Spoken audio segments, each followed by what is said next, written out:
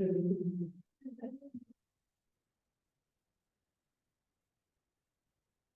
right, everyone hear me? Check, check, mic check. Fantastic, all right.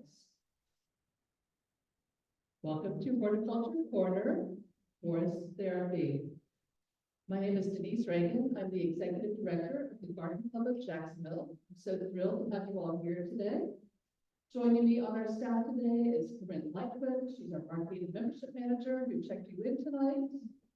And also one of our event ambassadors, Kat Christie, is serving us at the farm. If you haven't gotten something from the farm, please do. Don't be shy. I want to thank all of the Garden Club members who have joined us here tonight. If you're a Garden Club member, could you raise your hand? Fantastic. Now think that you can pat yourself on the back. You're the smartest people in Jacksonville. And I'm serious. If you're not a member of the Garden Club, that's okay. We love you too. And we love you coming to all of our programs. But if you'd like to become a member, you can talk to anyone. It's me, Corinne, any of those people who raised their hands. We would love to talk to you about membership. There's lots of great reasons to join. In fact, there's no wrong reason to join the Garden Club. I'd also like to thank all members of the Board of Trustees who are with us tonight. I know that our president, Tiffany Davis, is with us. Could you please stand and be recognized? Thank you. And then I'm looking around, scanning to see if I missed anybody.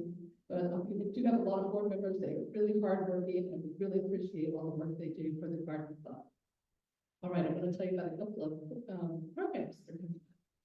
Who's heard of Blooms Galore and More, our giant plant sale, right? Okay, there's no better time, particularly if you want to become a member, because members can come to the preview party, which I'll tell you about, which should come at a price.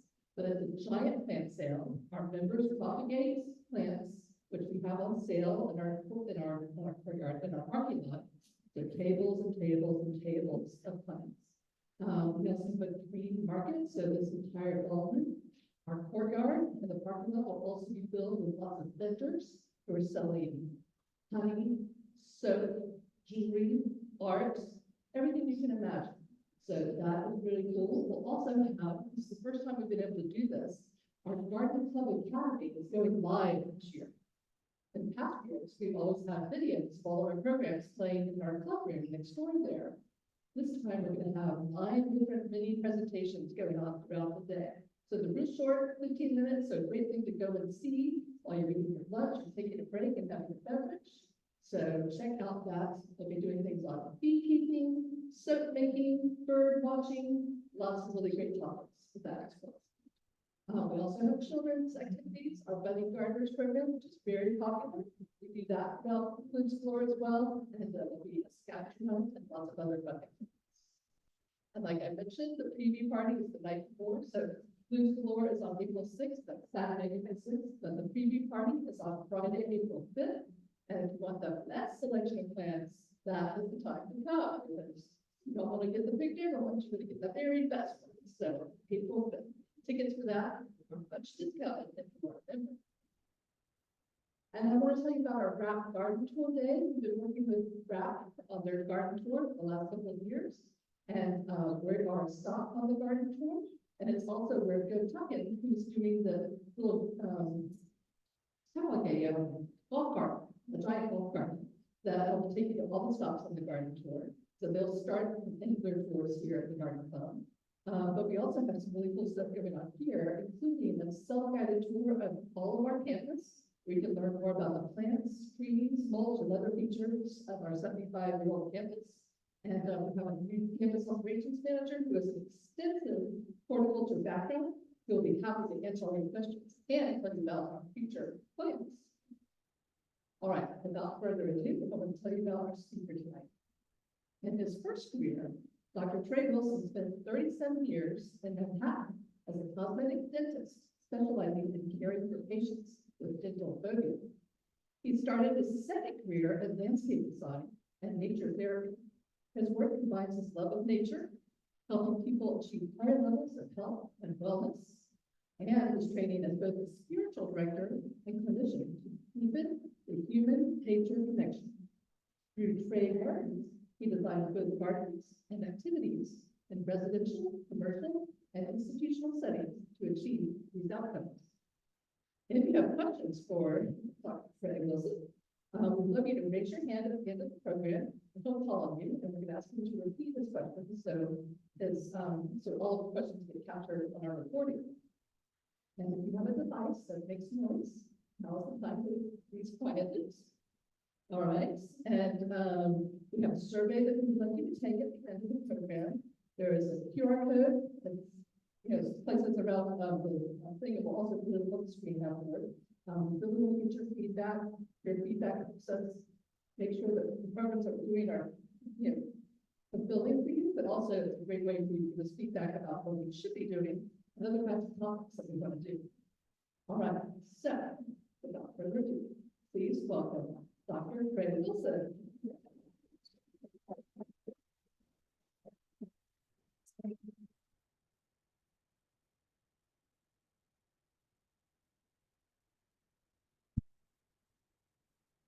Thank you so much. It is a great pleasure to be here on a Tuesday night. I want to thank Denise at the Jacksonville Garden Club for their ongoing efforts to broaden the reach and increase the capacity to which the plant-person relationship can be explored. So Maybe a little bit really closer. applaud. A little bit closer. Right.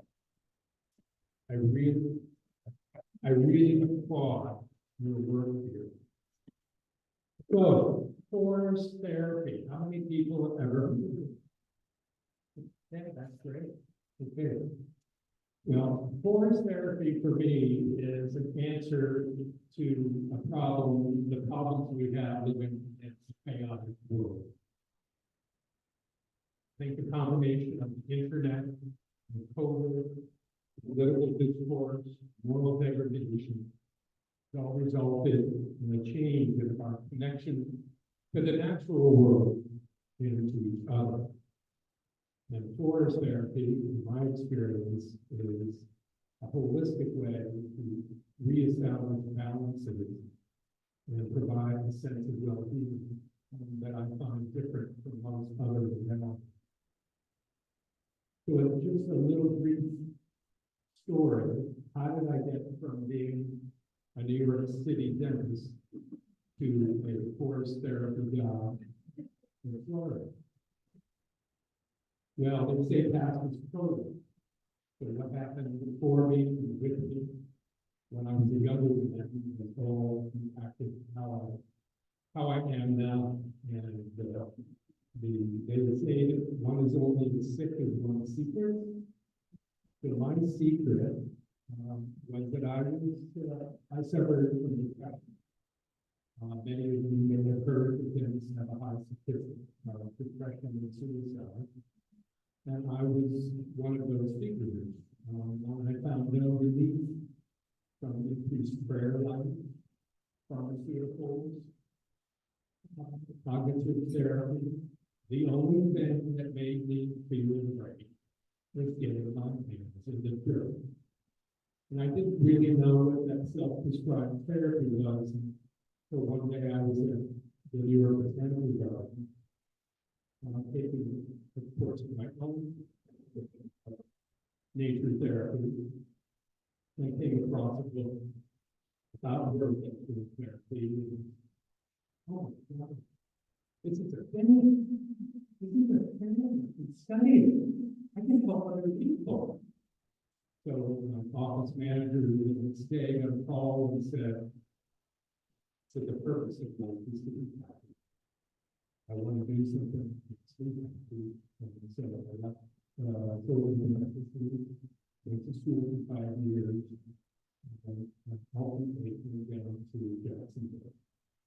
So for those of you who are wondering in your own lives of how you make the journey, that sometimes the story is hidden in the past and improvement of life.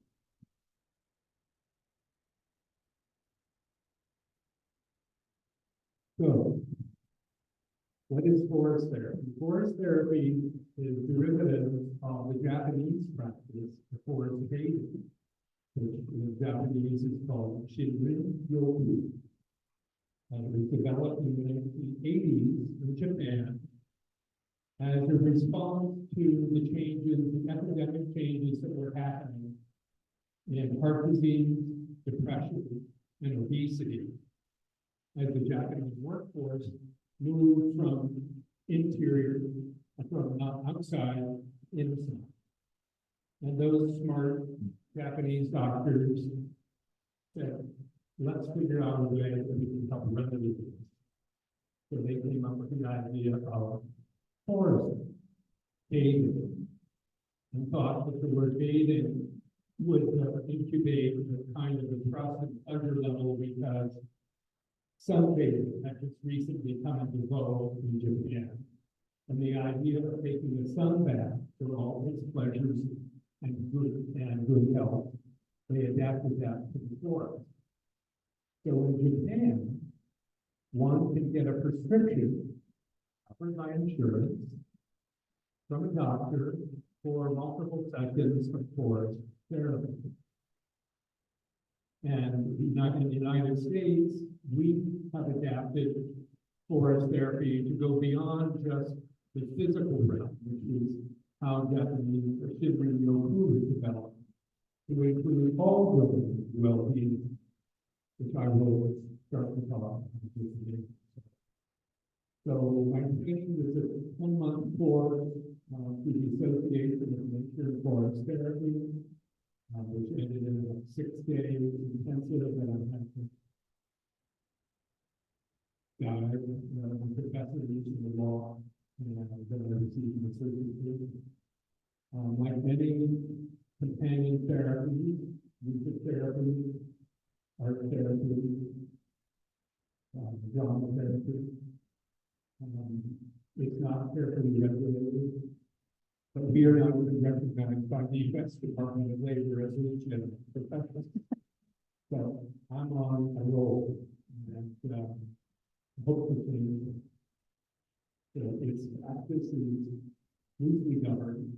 I've left some cards in the table back there. There's a forestbathingfinders.com organization, so that if you happen to be in North Carolina, San Francisco, or Indiana, you can go to this website and find a certified forest therapy guide. And hopefully after tonight, that's something that we may find the way to do. So I'm going to talk about the 5 domains of well-being and what the benefits of forest therapy are, and then give you an example of how that particular population may benefit from the particular realm point that I'm making here.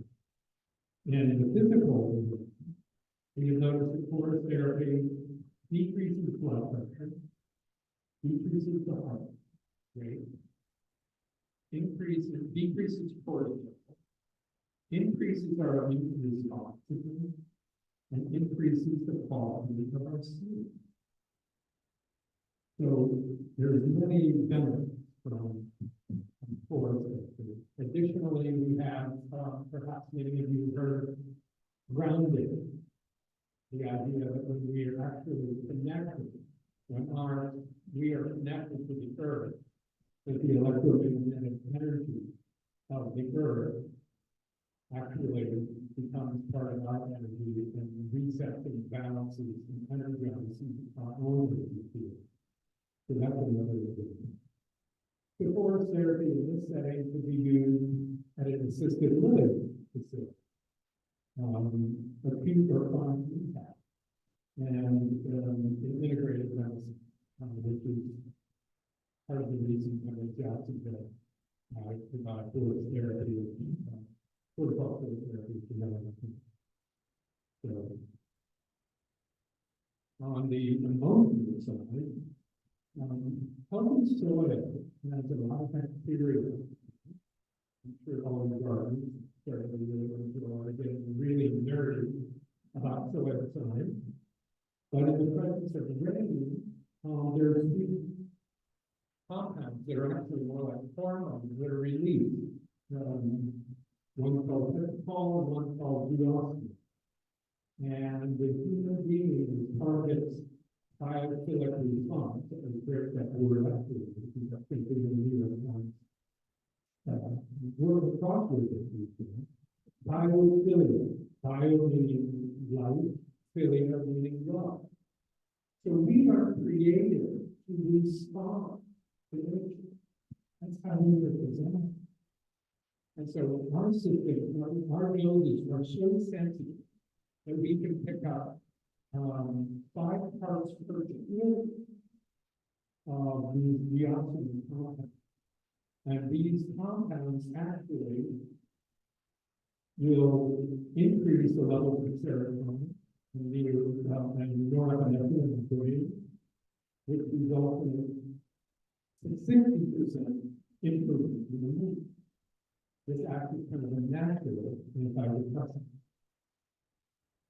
So, application for this type of forest therapy for a population with a bit of depression from PTSD, people on the spectrum.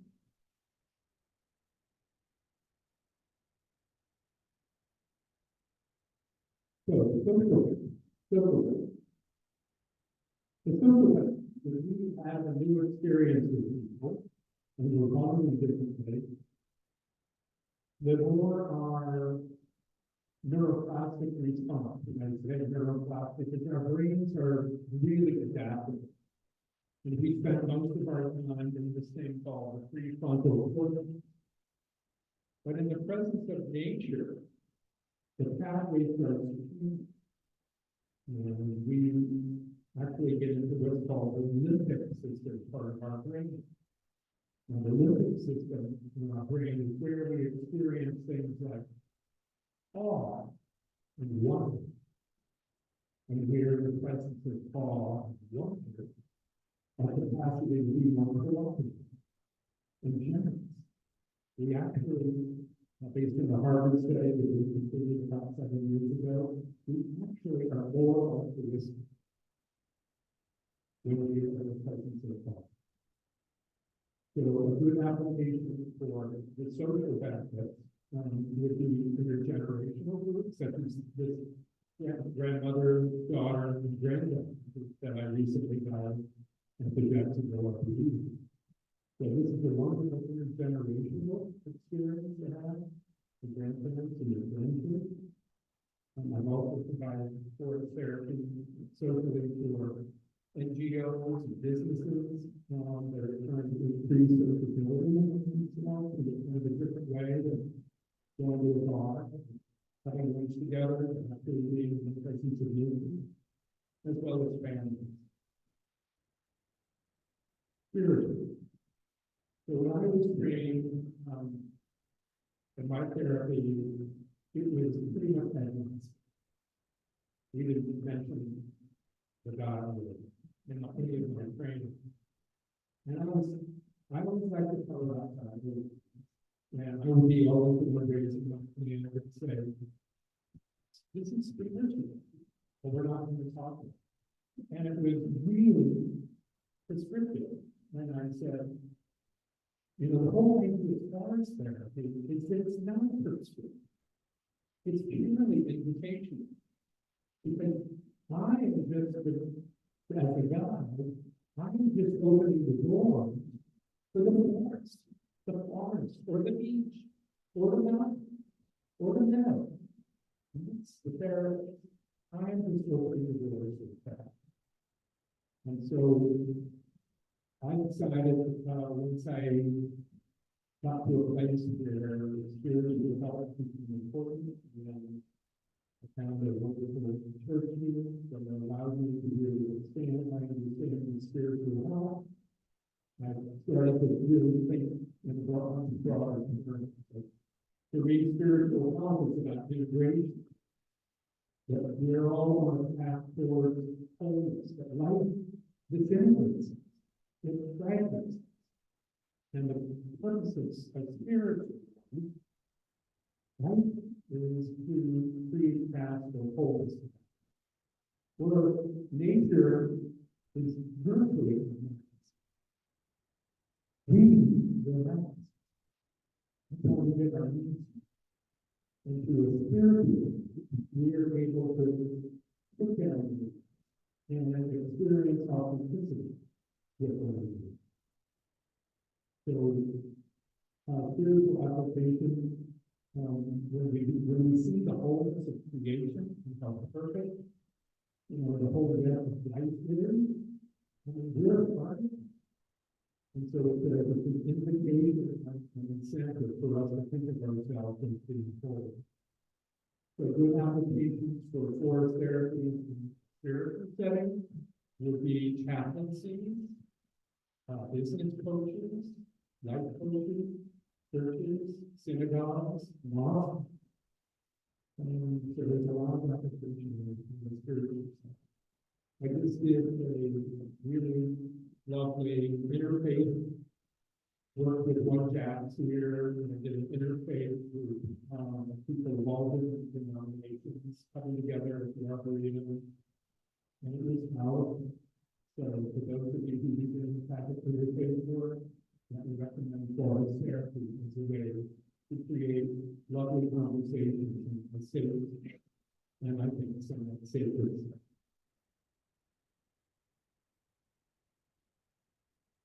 On the cognitive side, so forest therapy improves our creativity, problem solving, focus, and help with ADHD. And forest therapy works in part, as I talk about the neuroplasticity part. But what forest therapy is, it begins with the process of what we call body. We get into our We get out of our hands and through our senses, through the senses of the forest. You think about when you're walking in the forest and you hear birds, and you notice them, and you smell them, and you notice that. You notice the beautiful views, and actually, I think I walk in the forest, please consider.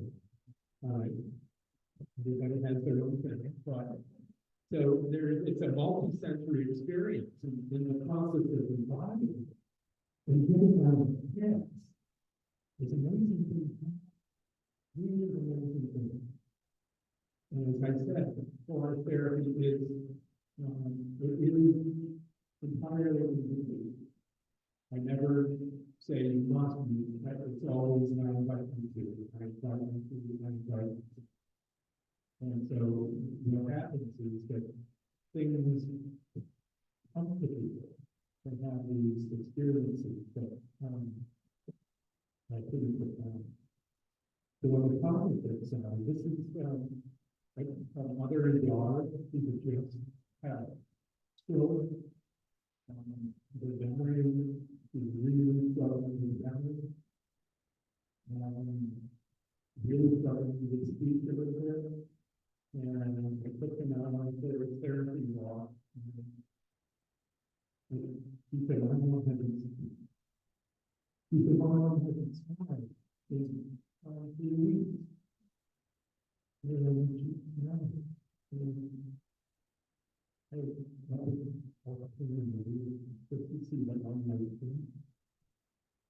in time, there's a lot of applications. With the social working psychiatry and schools of people care.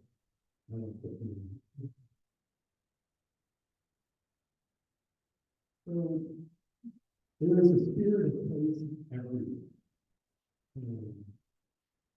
Forest therapy is just one application. These pictures come from 3 different forests. Where I have them. We're like the northern Arboretum in Chicago. If you've never been to the northern Arboretum in Chicago, you can never see your attention. The upper picture there on the upper right is Federal Jackson Arboretum, and at the left there is Horticulture wildlife preserve. And each one of these each one of these places has a different spirit. And I think that one of the benefits of being guided is that it really gives you an experience where you can take what you've uncovered or recovered or discovered and even in your backyard, because you don't need a God to experience these benefits in your own backyard, front yard, walking to wherever you are. But just to enjoy the spirit of the place that is everywhere. And my secret desire, which is not so secret, is that our gratitude that we have for these experiences, when we are getting our hands dirty, we are watching, helping our grandchildren enjoy what it's like to pick the food that they planted and seed.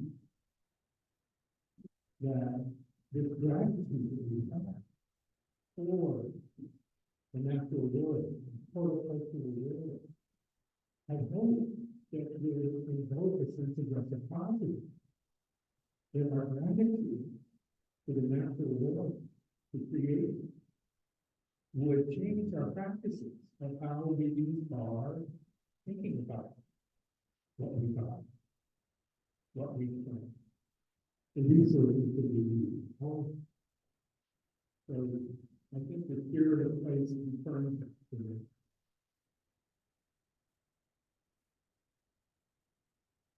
So,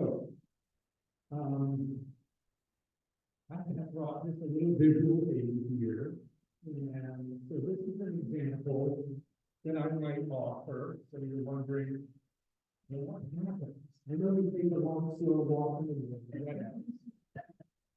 So one of the ways that we achieve the particular goal is through invitation.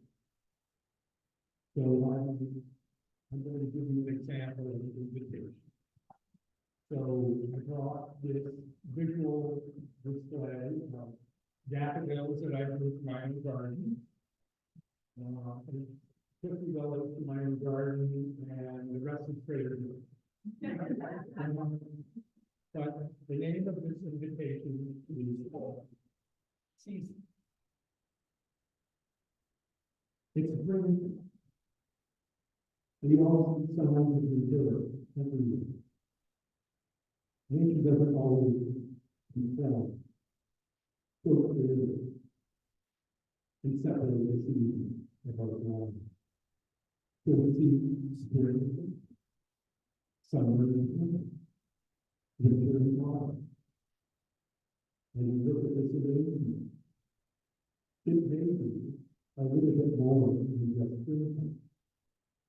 What does this say about the season of your life? What opportunities may be available in this season? Rather than in the forest, with that invitation, send people out for 15 minutes at their own leisure to walk about and to consider the invitation.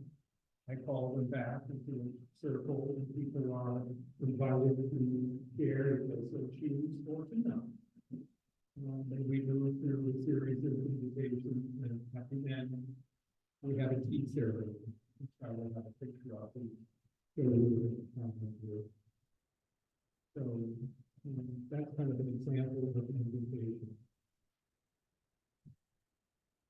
And they say that the story is memorable to the extent we are able to see ourselves in that story.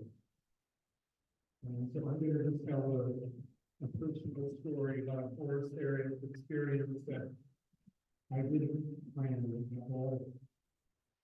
But I was visiting my brother-in-law in Boston, Massachusetts last summer. And normally we go off to play tennis or something. And I said, let's go for a walk. And I had found this particular setting, it was pristine and beautiful, and had so many different terrains, and I had sucked it up the day before, because forest therapy is always first and foremost safe. I have a degree of low resistance state, so it's always safe. A lot of stuff down trails and regular city. And my brother is not what I would call community. He wears, he keeps his cards really close to his chest. And he uses humor a lot to kind of defend and against being defensive. And so I didn't tell him what we were doing, but I did a very informative therapy. And this was pretty powerful, because when we got to the top of this walkway and then climbed the steps to the top, I asked him, this is actually what I asked him to do. Hey, bro, what are you noticing? And he stopped. And he started noticing things I never noticed. He never looked at water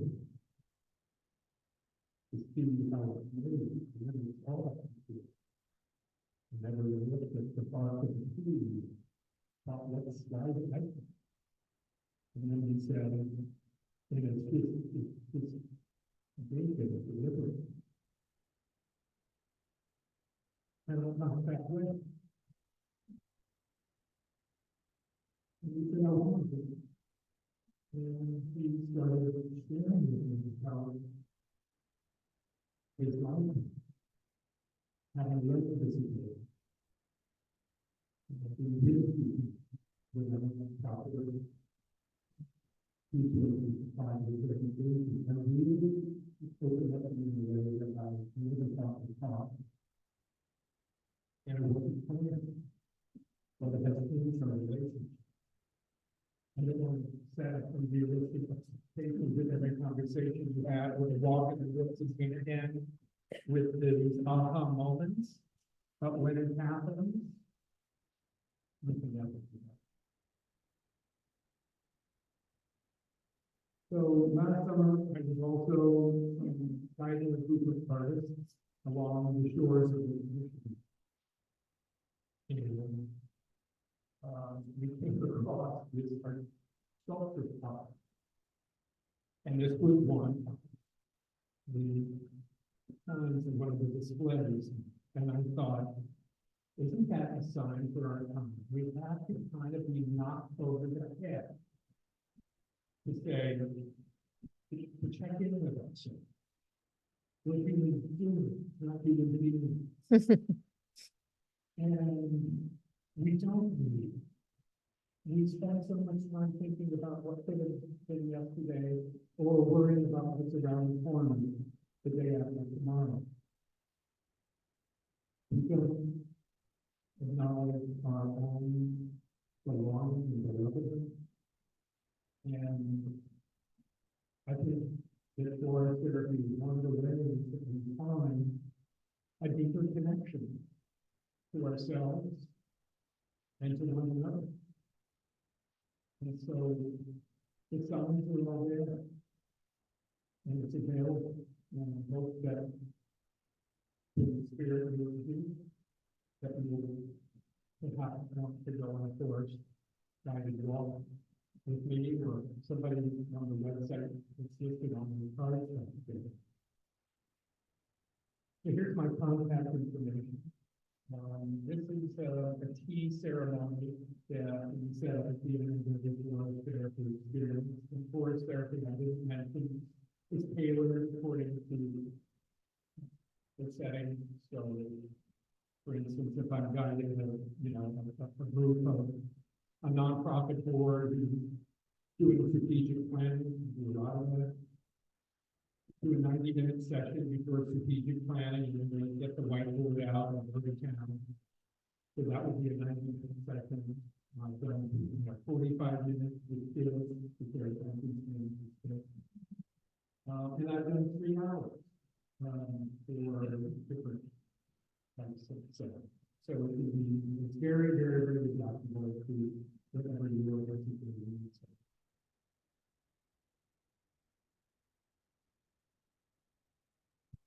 So this is this was carved out of a tree that had been struck by lightning, and that is a real carving of a tree, which I thought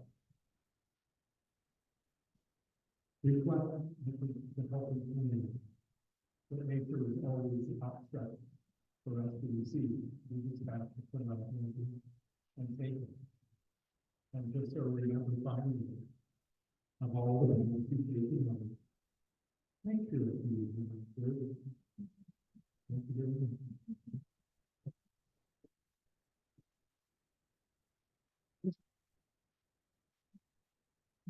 Any questions?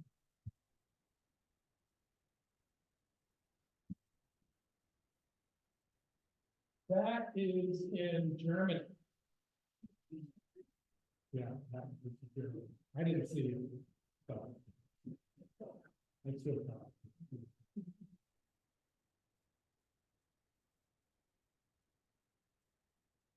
Yeah.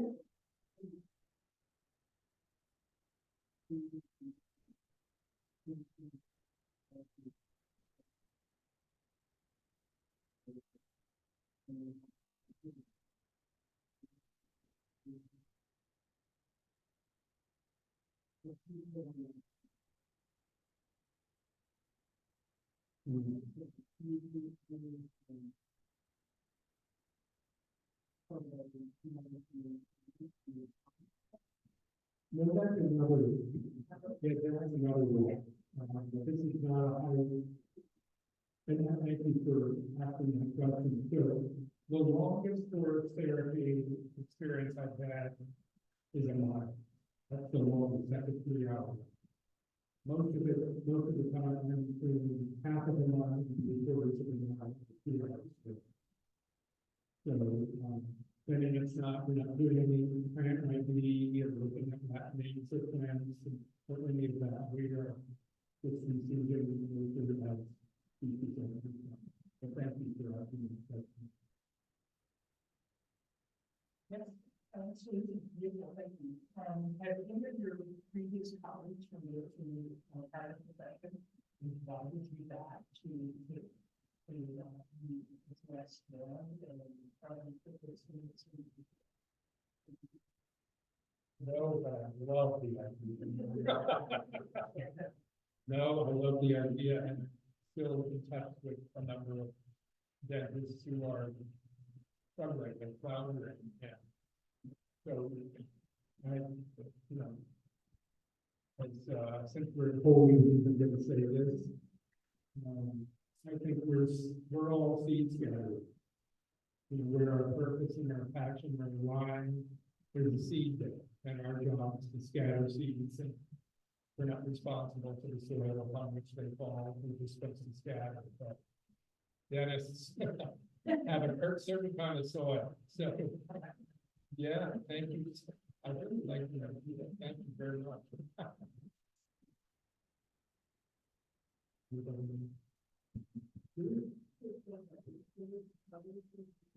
Yeah.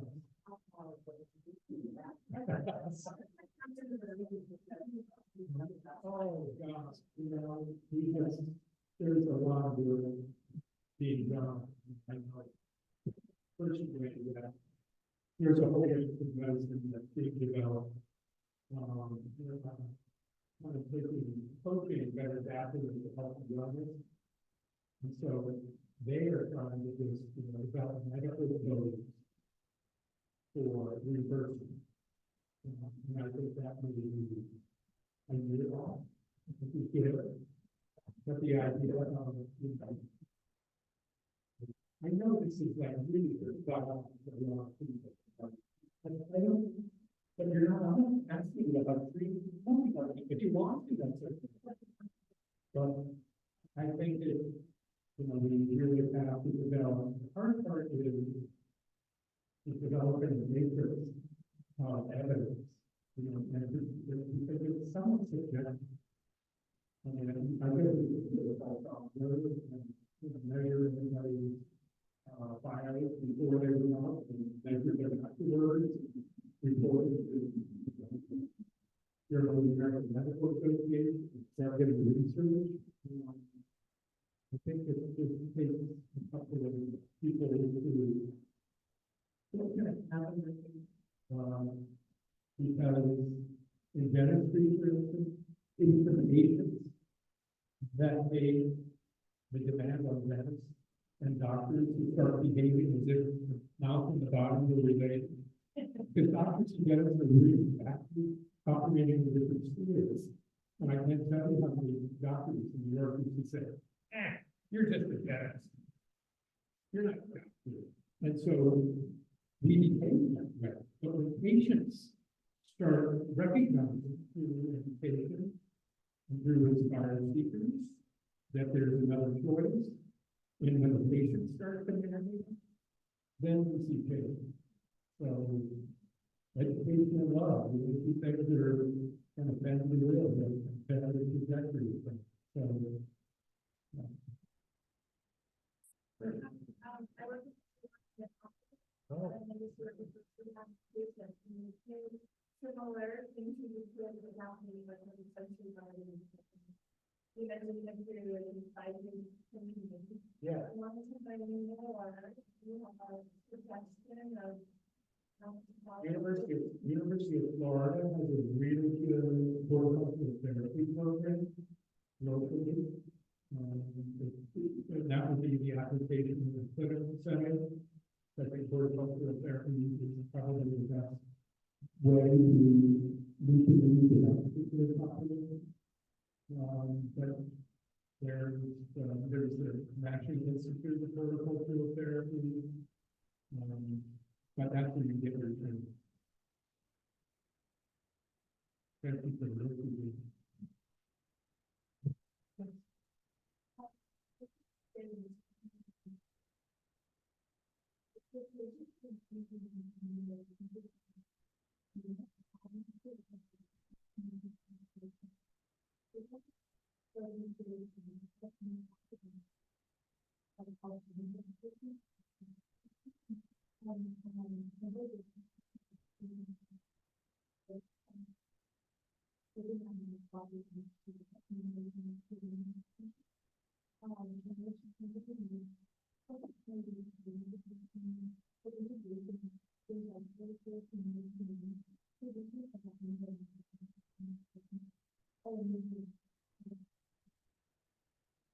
I have seen it. Just in the 3 years that I've been certified as a guide, that I listen to more people ask for it. I found it more on the corporate side, where I have been most of my work, but I'm trying to really make this a part of helping others. So there was our wonderful places here in Jacksonville, and there is mine going on a little bit here. But I really believe that Jacksonville has the basis to be a better city. The work here, the research that are here, the college, the oasis on the river by the sea. It just has so much here. So I hope that 2 years from now, that it's going to be covered by insurance, and that people will talk about it if it was, something like that. But, credibility. If you have bodies arguing with another love song, Oh, going to feel the I don't wear gloves just because I wore gloves for 37 years. And I'm going to be embarrassed to show you my nails, but yeah, I mean, I can tell you that, I think having your hands in dirt from the time you're a kid absolutely changes your immune system. Absolutely, I take it antibiotics 2 times a week. And that's because I've been in the dirt since I was little. But I think if you're pruning roses, you better wear gloves. If you're poison magic out, you better wear gloves and along with that. But I love the maintenance service. Pretty much.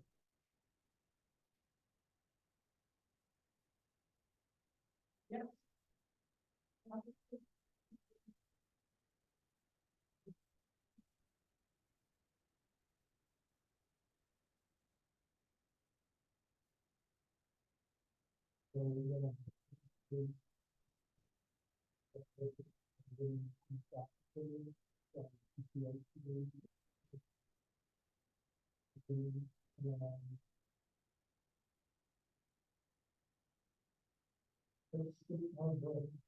on the work and some of the projects to, moving people to stuff is, and so I spend a lot more time with conversations on the embodiment part, and really getting them into their bodies, so that, the brain starts stop trying to predict what's next. And when they're in their bodies, it's feeling how great it feels to be alive in their bodies, and a lot of it from physical. Right? That we really can start to get that to evolution in a big way. But yes, it's a really impactful way. It's not really, you have to know that it's a population to that's a things like that.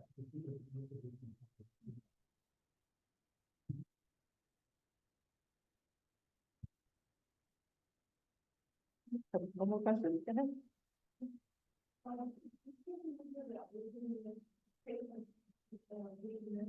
Yes.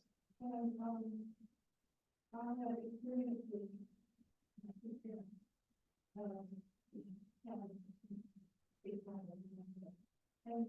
I'm trying to take them outside, and they were afraid.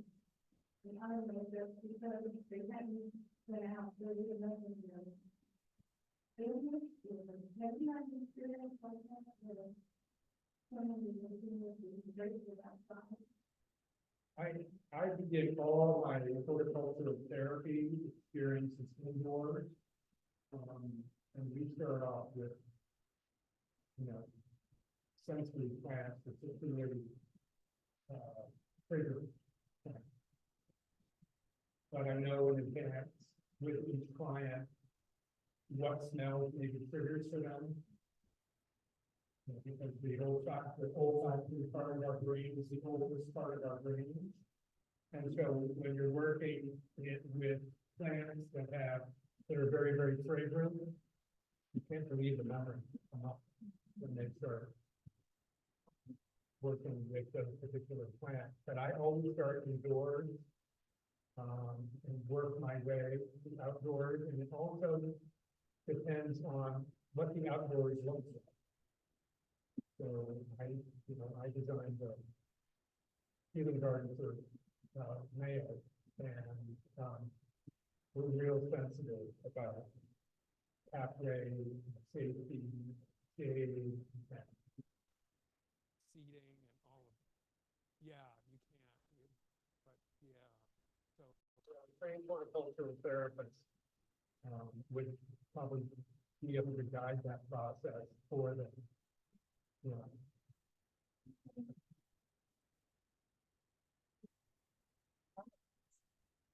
Sure.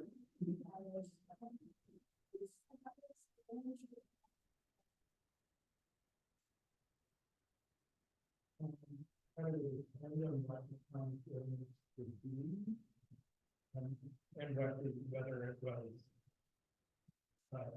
just in a physical, or whether it's psycho-emotional, or social, or would really depend. If you wanted to share with me privately afterwards, you could come and tell me that that's something. But yeah, it's.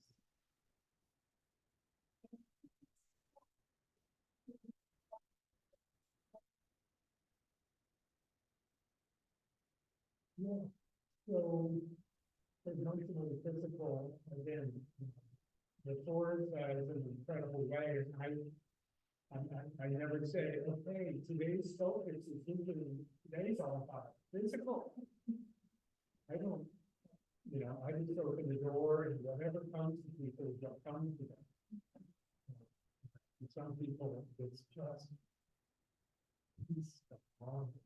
If they have their son fall in the details of their mind, if they haven't had mental peace in such a long period of time, just that respite gives them the ability, as I said, to deal with the thought. So, but to get people, to be in the moment,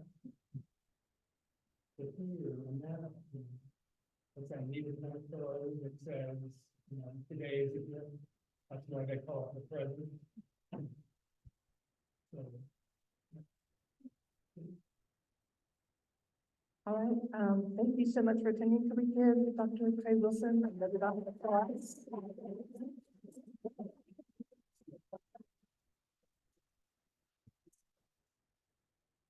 Thank you so much for coming today. And if you are interested in going on a forest therapy walk in the future, we don't have this scheduled yet, but if you're interested, we have a sign-up sheet over here because the garden club is very interested in having Dr. Wilson do one of these for us. So we need to get some idea of your interest. So please make that available and let us know so that we can schedule it in the future. Thank you for coming.